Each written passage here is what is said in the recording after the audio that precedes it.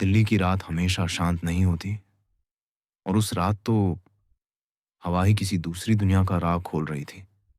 आरव जो रात की शिफ्ट से वापस लौट रहा था, अपनी कार लेकर दिल्ली कैंटोनमेंट के सन्नाटे वाले रोड पर मुड़ा। रात करीब 2:30 बजे की थी। सड़क पर सिर्फ कार की हेडलाइट और कभी कभार पेड़ों की परछाइयां। उसके फोन पर मैसेज आया, घर पहुंचकर फोन करना, बाहर मत रुकना। आरव मन ही मन मुस्कुराया। अरे यार, रात ही तो है, डरने वाली क्या बात है। लेकिन अगले ही सेकंड उसका चेहरा जम गया। सड़क के बाएं किनारे पर एक औरत खड़ी थी, सफेद साड़ी में, बिल्कुल स्थिर, जैसे समय रुक गया हो। उसका चेहरा नीचे झुका हुआ, बाल चेहरे पर लटक रहे, हाथ में कोई बैग भी नहीं।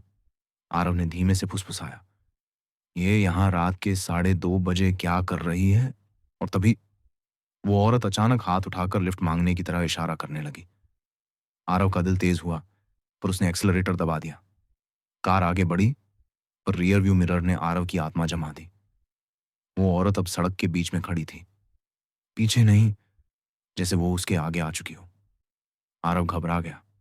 उसने मिरर में दोबारा देखा, औरत वहां नहीं थी। उसे लगा शायद थकान से हेलुसिनेशन, पर अचानक कुछ उसकी कार की खिड़की पर टकराया। थक थक थक थक, आरव चीख गया। उसने बाहर देखा, कुछ नहीं था।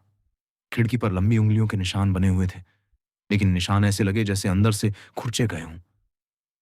आरव की सांसें भारी होने लगी। उसने फोन उठाया अपने दोस्त कबीर को कॉल करने के लिए, पर फोन खुद खुद स्विच ऑफ हो गया। अंधेरे में सिर्फ कार की हेडलाइट और उसकी धड़कनें। आरव तेजी से निकलने लगा, लेकिन सड़क अजीब लगने लगी थी। वही पेड़, वही मोड़, वही बस स्टैंड, बार बार रिपीट होता जा रहा था, जैसे वो एक लूप में फंस रहा हो। आरव ने कार रोकी। ड्राइवर सीट का शीशा धीरे धीरे धुंधला होने लगा। धुंध पर एक उंगली से एक शब्द लिखा गया, रुको। आरव की आंखों से आंसू निकल आए। वो चिल्लाया, कौन है, क्या चाहती हो। और पीछे की सीट से किसी की फुसफुसाहट आई, बस थोड़ी देर का साथ। आरव पीछे मुड़ा। सीट पर वही सफेद साड़ी वाली औरत बैठी थी। चेहरा अभी भी नहीं दिख रहा था। आरव चीखता हुआ कार से नीचे कूद गया। अंधेरे में भागता रहा, पर सड़क कभी खत्म ही नहीं हो रही थी। अचानक उसे सामने आर्मी पेट्रोलिंग जीप दिखाई दी। 2 सैनिक उतरे। इधर कैसे, इस टाइम यहां रुकना मना है। आरव हांफते हुए बोला, वो एक औरत सफेद साड़ी में, मेरी कार में। सैनिक एक दूसरे को देखने लगे। एक बोला, भाई फालतू की बात है, चलो इसे छोड़ देते हैं। पर तभी दूसरे सैनिक का चेहरा अचानक सफेद पड़ गया। उसने अपना टॉर्च कार पर घुमाया। सफेद साड़ी वाली औरत कार की बोनट पर उल्टी बैठी हुई थी। उसका चेहरा नीचे लटका हुआ, पैर उल्टी दिशा में मुड़े हुए।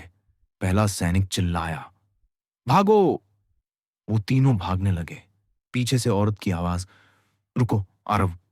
आरव ने दहशत में पीछे देखा। औरत का चेहरा बिल्कुल आरव जैसी शक्ल में बदल चुका था। आरव और सैनिक बेस कैंप पर पहुंचे।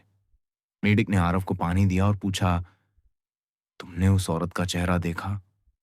आरव कांपते हुए बोला, हाँ, आखिर में वो मेरा चेहरा था। मेडिक गहरी सांस लेकर बोला, वो कोई औरत नहीं है, वो एक मिरर स्पिरिट है। जो भी अकेला दिल्ली कैंट की रात वाली सड़क से गुजरता है, उसकी सबसे कमजोर याद को पकड़कर उसका चेहरा ले लेती है। आरव ने डरते हुए पूछा, तो अब मेरे साथ क्या होगा।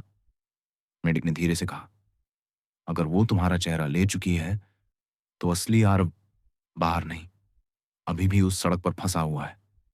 आरव के हाथ से गिलास गिर गया।